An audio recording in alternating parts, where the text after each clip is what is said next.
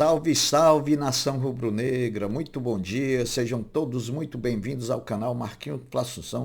Estou chegando com esse vídeo para lhe deixar muito bem informado e também atualizado de tudo o que está acontecendo no rubro-negro mais querido do Brasil e do mundo, o Clube de Regatas do Flamengo. Bom, inicialmente, como sempre eu faço, eu pediria a você que ainda não é inscrito no canal, que você se inscreva, que também você deixe o like, porque o like sinaliza para a plataforma que você está gostando dos conteúdos, que também você compartilhe esses mesmos conteúdos nas suas redes sociais, para que mais rubro-negros possam estar conosco aqui no nosso canal e que, por fim, você ative o sininho das notificações para que você seja notificado pelo YouTube de tudo o que acontecer de novidade aqui no nosso canal. Bom, sem maiores delongas, sem maiores enrolações, vamos às notícias do Flamengo, que é o que interessa.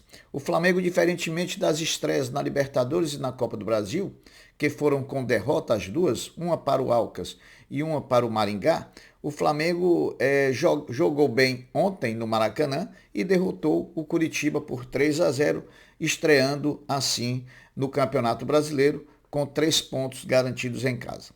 A partida trouxe junto com a vitória um desempenho melhor do que o Flamengo vinha tendo nos últimos jogos. Uma vontade de vencer diferente daquela que a gente estava se acostumando a ver, mesmo que de forma negativa, né? E uma partida melhor sobre vários aspectos, como por exemplo a gente vai citar aqui. Primeiro, a dupla de zaga com Fabrício Bruno e Léo Pereira, muito mais assertiva do que qualquer dupla formada com o Davi Luiz, que não atravessa um bom momento e já faz tempo. Um bom jogo do lateral direito Wesley, né, pela lateral direita, dando muita opção em profundidade pelo lado direito, fazendo muitas triangulações ali com o Everton Ribeiro, coisa que acontecia muito quando tínhamos o Rodinei e não estava acontecendo com o Varela, que não tem essa característica. Voltamos a ter uma busca incessante pelo resultado, né? A busca pela vitória. Tivemos também um sentido mais aguçado de marcação. A gente via muito o Flamengo preocupado na hora que perdia a bola em tentar recuperar essa bola, fazendo uma marcação mais em bloco, né? Mais junta, mais colegiada. Essa é uma coisa que a gente percebeu também. E também uma postura do Gerson enquanto jogador de meio campo, mais aquela postura de guardar a posição, de não abandonar muito a posição. Por isso que eu acho que ele teve um desempenho melhor do que vinha tendo em outros jogos. Então, um resultado bom, um desempenho satisfatório. Estamos longe de ser um time, né? De ser uma equipe. Temos um time, mas ainda não temos um coletivo e é isso que a gente espera que o novo treinador Jorge Sampaoli consiga dar a essa equipe. A partida também mudou e terminou com o maior jejum de gols do artilheiro Gabriel Barbosa, o Gabigol, depois do pênalti sofrido pelo Gerson e convertido por ele próprio, Gabigol. Ele saiu de 10 partidas sem marcar gols pelo Flamengo, abandonando aí esse jejum que já estava causando um incômodo muito grande, né? Esse gol também do Gabigol de ontem colocou o artilheiro de forma isolada como o 10º jogador do Flamengo com mais gols na história do clube rubro-negro. O Flamengo 3, Curitiba 0, jogaram para um público de 42.848 torcedores presentes, para um público de 40.067 torcedores pagantes, que proporcionaram uma renda de R$ 2.457.155. O Flamengo agora vira a chave. Na quarta-feira enfrenta o Nublense do Chile, na segunda rodada da fase de grupo da Libertadores da América. O treinador contratado Jorge Sampaoli, novo técnico do Flamengo, chegou ao Rio de Janeiro na manhã desse domingo, por volta de 10h20 da manhã, sem falar com ninguém, nem com a imprensa e nem propriamente com a torcida. Passou batida, entrou no carro e se mandou. O novo treinador do Flamengo se fez presente ontem à tarde no Maracanã, quando da partida entre Flamengo e Curitiba. Ele chegou acompanhado da sua comissão técnica no número de 6 integrantes e também dos diretores do Flamengo, Bruno Spindel, e do vice-presidente de futebol, Marcos Braz. O treinador Jorge Sampaoli começa o trabalho no Flamengo daqui a pouco, hoje no CT em Urubu. Deve participar também de uma entrevista coletiva de apresentação que a princípio está marcada para as 14 horas e depois iniciar a preparação em si para a partida diante do Nublense do Chile pela Libertadores na próxima quarta-feira, 21h30 no Maracanã. Por falar no jogo da Libertadores, da quarta-feira, contra o Nublense do Chile, o árbitro da partida vai ser o colombiano Vilmar Roldan, né? Não gosto muito do Vilmar Roldan, não, mas tomara que ele não queira ser a estrela do espetáculo, deixe o protagonismo da partida para os jogadores. A transmissão será da Globo em TV aberta, da ESPN em TV fechada e da Star Plus nas plataformas de streaming, né? Um dos grandes momentos ontem da vitória do Flamengo por 3-0 diante do Curitiba, meus amigos, foi a volta do nosso rei dos clássicos, o Bruno Henrique, aos gramados e também a volta dele vestir o manto sagrado rubro-negro, quando, aos 24 minutos do segundo tempo, foi chamado pelo técnico do Flamengo, Mário Jorge, para entrar na partida. 10 meses depois, 10 meses ficaram para trás naquele momento, né? 10 meses de muita dor, de muita incerteza, de muito sofrimento e também de muita dúvida, mas todas elas ultrapassadas à noite de ontem, né? Tarde e noite de ontem, quando Bruno Henrique colocou o pé de novo num gramado de futebol para desempenhar a carreira que ele abraçou, que é de jogador de futebol profissional.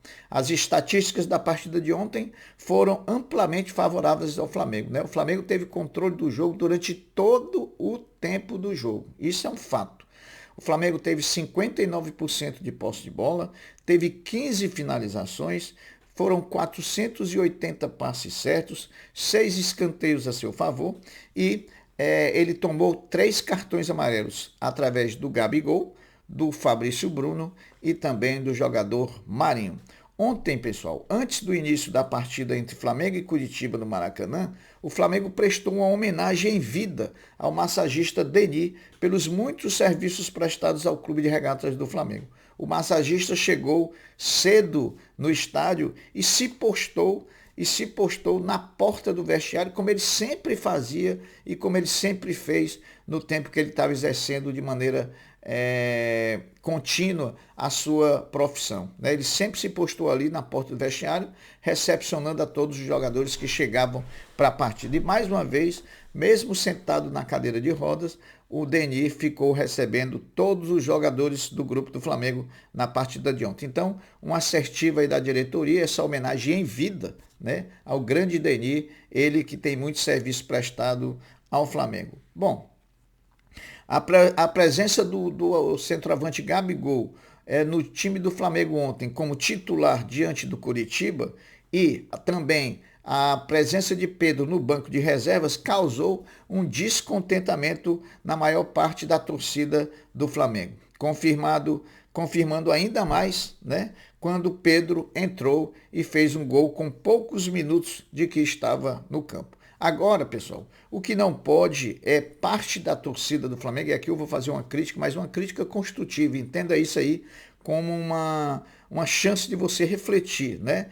Não pode, o que não pode é para que você exaltar o Pedro, você ter que crucificar o Gabigol, né? O Gabigol está passando por uma fase ruim, tá? Precisa se recondicionar, precisa melhorar tecnicamente e aí brigar por uma titularidade. O que a gente não pode é jogar contra.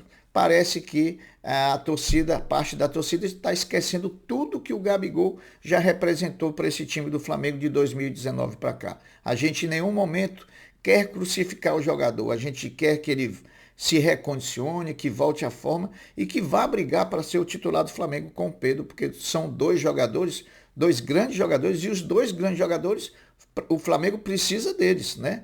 E enquanto nós torcedores precisamos dar confiança para ele e não sermos entre aspas, anti do Flamengo, que já tem o que tem de antes aí torcendo contra o Flamengo, não está no gibi, né? Então, a gente tem que entender que o Gabriel tem muito crédito e por isso ele precisa ser respeitado, pessoal. né? Vejo muita gente aí com muita falta de respeito para com o Gabigol. Todo jogador vive de fases boas e fases ruins. Essa fase ruim dele com certeza vai passar e ele vai voltar a nos dar alegria como sempre nos deu. A ausência do zagueiro Davi Luiz no time titular de ontem e até no banco de reserva, no primeiro momento, causou muita surpresa diante da torcida do Flamengo, que já queria o Davi Luiz fora do time, né? Agora, por conta dessa surpresa toda, o Flamengo se pronunciou, né, informando de que o zagueiro Davi Luiz sentiu dores no músculo posterior da coxa direita e vai ser reavaliado para eventual tratamento médico, né? Agora, trazendo a notícia daquela questão do Vasco jogar no Maracanã contra o Palmeiras. Na sexta-feira passada, o juiz deferiu a liminar, obrigando o Flamengo a ceder o estádio para o Vasco, o Maracanã, ceder o estádio para o Vasco jogar contra o Palmeiras no dia 20. Porém, o Flamengo apresentou um recurso ao plantão judiciário no sábado e ontem de madrugada, na madrugada de domingo, foi dada uma decisão parcial, né? O Flamengo não conseguiu ainda que o Vasco não jogue no Maracanã, mas impediu o Vasco de vender ingressos para essa partida até que o mérito do recurso do Flamengo seja analisado. E aí, com o julgamento do mérito, vai se saber se o Flamengo vai conseguir o intento de não permitir o Vasco de jogar no Maracanã, por conta que no sábado tem uma partida do Fluminense, no sábado anterior ao domingo que o Vasco quer jogar, o Fluminense joga no Maracanã, então seria 2 partidas ali em menos de 24 horas, essa é a alegação do Flamengo, e a gente vai ter a solução se vai o Vasco jogar ou se não vai jogar contra o Palmeiras no Maracanã. Então, durante essa semana, a gente vai ter essas respostas aí. Os laterais do Flamengo na partida de ontem, Ayrton Lucas e Wesley, foram, para mim, um dos destaques do jogo, né? Ressalvando algumas situações que não condizem com o caráter individual da coisa, né? O Wesley, por exemplo, foi um jogador muito assertivo na chegada ao ataque, na subida em profundidade, mas ainda carece de uma perfeição maior na hora de fazer os cruzamentos, né? Está pecando nesse último passe. E o Ayrton Lucas só confirmando que é o nosso melhor jogador da temporada. Bom, para finalizar, o Flamengo Futebol Feminino volta a campo hoje, segunda-feira, às 16 horas e 15 minutos, pelo Campeonato Brasileiro, enfrentando o Grêmio em Porto Alegre. A partida terá transmissão oficial, transmissão ao vivo pelo Sport TV. Então, todos nós devemos acompanhar o nosso futebol feminino, que está brigando lá nas cabeças nesse Campeonato Brasileiro desse ano. Bom, pessoal, as notícias foram essas, eu vou ficando por aqui, dando um até breve, um até logo, dizendo fiquem todos com Deus, porque eu sempre estou com ele. Saudações rubro-negras. Fui!